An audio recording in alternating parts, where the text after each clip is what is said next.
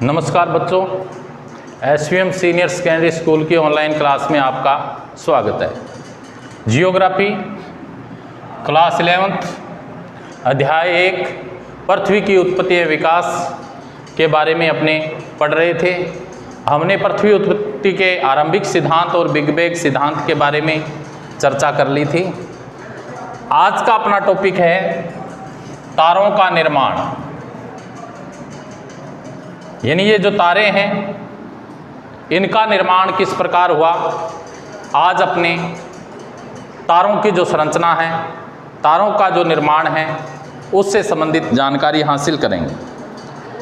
प्रारंभिक ब्रह्मांड में ऊर्जा व पदार्थ का वितरण समान नहीं था। जो हमारा प्रारंभिक ब्रह्मांड था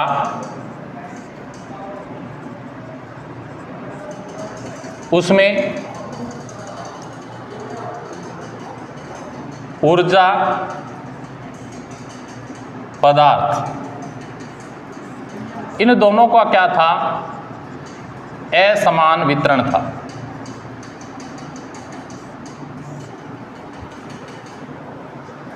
यानी जब प्रारंभिक ब्रह्मांड की बात करें तो उसमें जो ऊर्जा थी और जो पदार्थ थे वो असमान रूप से फैले हुए थे। घनत्व में आरंभिक भिन्नता से गुरुत्वाकर्षण बलों में भिन्नता आई। शुरुआत में क्या हुई, घनत्व भिन्नता,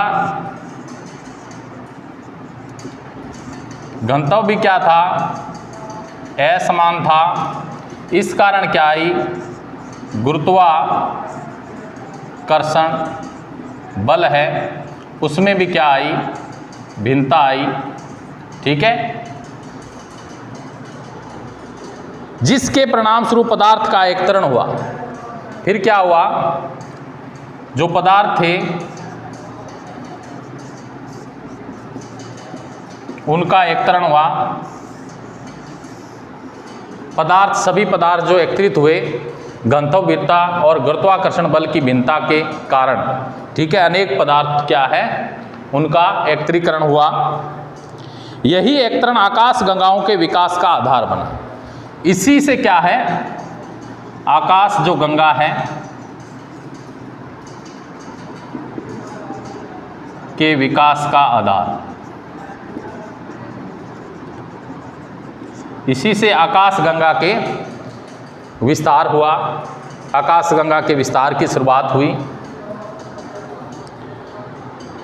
उनकी दूरी हजारों प्रकाश वर्षों में मापी जाती है। दूरी है जो हजारों प्रकाश वर्षों में मापी जाती है। दूरी की बात करें आकाश गंगा की तो हजारों प्रकाश वर्षों में इसकी दूरी है जो मापी जाती है। एक अकेली आकाश गंगा का व्यास 80,000 से 1,50,000 प्रकाश वर्ष के बीच हो सकता है। एक आकाश गंगा के निर्माण की शुरुआत हाइड्रोजन गैस से बने विशाल बादल के संचयन से हुई। कैसे हुआ, हाइड्रोजन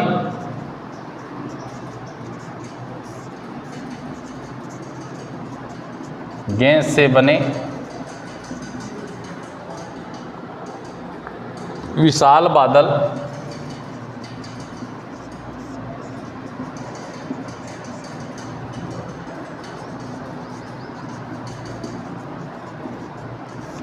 संचयन से, यानी आकाश गंगा है, ठीक है, उसका निर्माण क्या हुआ, एक हाइड्रोजन गैस, ठीक है, हाइड्रोजन जो गैस है उसका विशाल बादल था, उसके संचयन से क्या हुआ, इसका आकाश गंगा का निर्माण हुआ, जिसे निहारिका कहा गया। जिसे निहारिका, उसको क्या नाम दिया गया, निहारिका। यानी आकाश गंगा का निर्माण हाइड्रोजन गैस से बने विशाल बादल से हुआ, जिसे क्या कहा गया, निहारिका कहा गया। क्रमशः इस बढ़ती हुई न्यायिका में गैस के झुंड विकसित हुए, फिर इसमें गैस के झुंड विकसित होते गए, ये झुंड बढ़ते बढ़ते घने गैसीय पिंड बने, फिर गैसीय पिंडों में निर्मित हुए, इनसे क्या हुआ, तारों का निर्माण प्रारंभ हुआ। ऐसा विश्वास किया जाता है कि तारों का निर्माण लगभग 5 से 6 अरब वर्ष पूर्व हुआ। 5 से 6 अरब वर्ष पूर्व है जो तारों का निर्माण हुआ।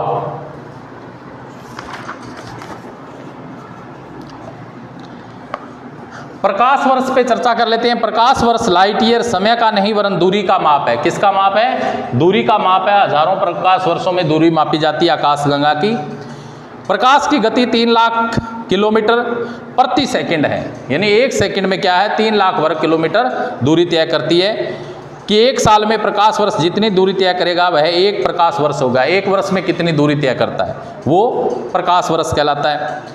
और पृथ्वी व सूर्य की औसत दूरी 14 करोड़ 95 लाख 98 हजार किलोमीटर है। प्रकाश वर्ष के संदर्भ में यह प्रकाश वर्ष का केवल 8.311 है। इसके बाद में अपने नेक्स्ट करते हैं चर्चा, ग्रहों का निर्माण कैसे हुआ। तारों के निर्माण से संबंधित हमने समझा। इसके बाद में जो नेक्स्ट बिंदु है अपना वो है ग्रहों का निर्माण, यानी ग्रहों का निर्माण किस प्रकार हुआ। नेक्स्ट, ग्रहों का निर्माण, ग्रह कैसे बने। ग्रहों के विकास की निम्नलिखित अवस्थाएं हैं। ग्रहों के विकास की अवस्थाएं, इसमें पहली जो अवस्था है उसके बारे में पढ़ते हैं। पहले क्या था, तारे न्यायिका के अंदर गैस के गुत्थित झुंड हैं। तारे क्या हैं? न्यायिका के अंदर गैस के झुंड हैं। इन गुत्थित झुंडों में गुरुत्वाकर्षण बल से गैसीय बादल में करोड़ का निर्माण हुआ। गुत्थित झुंड बना और फिर क्या है, इसमें ये जैसे करोड़ है तो इस करोड़ का गुंथित जो झुंड बना, इसमें इस करोड़ का क्या हुआ, निर्माण हुआ। इस गैसीय करोड़ के चारों तरफ गैस व धूली कणों की घूमती हुई तस्तरी विकसित हुई। ठीक है, धूल कण और गैस, इनकी तस्तरी चारों ओर क्या है, करोड़ के निर्मित हुई। यानी पहली जो अवस्था थी उसमें तारे न्यायिका के अंदर गैस के झुंड थे। गुरुत्वाकर्षण बल के कारण क्या हुआ, करोड़ का निर्माण हुआ और इसी गैसीय करोड़ के चारों तरफ गैस और धूल कणों की घूमती हुई तस्तरी है जो विकसित होगी। इसके बाद में जो अगली अवस्था है, दूसरी अवस्था में क्या हुआ, गैसीय बादल का संघनन हुआ। क्या हुआ, गैसीय बादल का संघनन हुआ। करोड़ को ढकने वाला पदार्थ छोटे गोलों के रूप में विकसित हुआ। ये छोटे गोले सहसंजन अणुओं में पारस्परिक आकर्षण प्रक्रिया द्वारा ग्रहाणुओं में विकसित हुए। संगठन की क्रिया द्वारा बड़े पिंड बनने शुरू हुए और गुरुत्वाकर्षण बल के परिणाम स्वरूप आपस में जुड़ गए। छोटे पिंडों की अधिक संख्या ही ग्रहाणु। अब ये जो गैस थी, गैस ये जो बादल थे, ये क्या हुए, इन्होंने ग्रहाणुओं का रूप ले लिया। क्या ले लिया, ग्रहाणुओं का। जो छोटे पिंड हैं उनको क्या बोला गया, ग्रहाणु बोला गया। तो इन्होंने क्या है, ग्रहाणु का रूप ले लिया। इसके बाद में अंतिम जो अवस्था थी इसकी, अनेक छोटे छोटे ग्रहाणु, अनेक जो ये छोटे छोटे ग्रहाणु थे, इन ग्रहाणुओं में संवर्धित होने पर कुछ बड़े पिंड ग्रहों के रूप में बने। ठीक है, बड़े पिंडों का निर्माण हुआ जो क्या कहलाए, ग्रह कहलाए। इसके बाद में नेक्स्ट है सौरमंडल। सौरमंडल का निर्माण कैसे हुआ ये जानेंगे अपने। इसके बाद में नेक्स्ट है सौर मंडल। हमारे सौर मंडल में क्या है? 8 ग्रह हैं। कितने हैं? 8 ग्रह हैं। निहारिका को सौर मंडल का जनक बोला जाता है। निहारिका को सौर मंडल का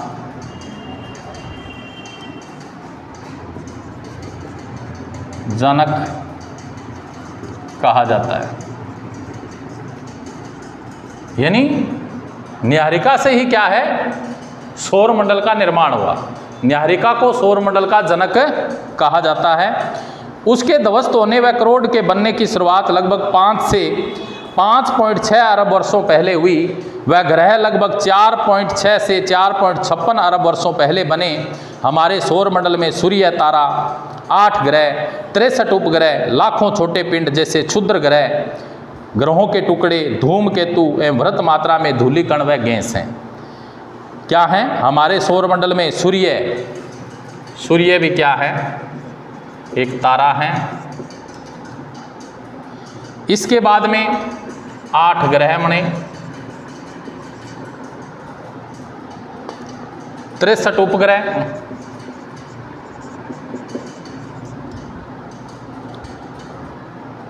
और छोटे पिंड, लाखों छोटे पिंडों का निर्माण हुआ।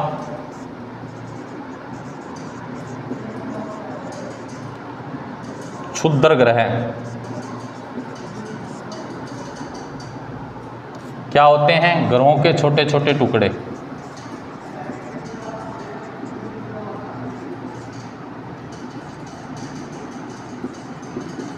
उनको क्षुद्र ग्रह कहा जाता है। इन 8 ग्रहों में जैसे बुध है, शुक्र है, बुध, शुक्र, पृथ्वी,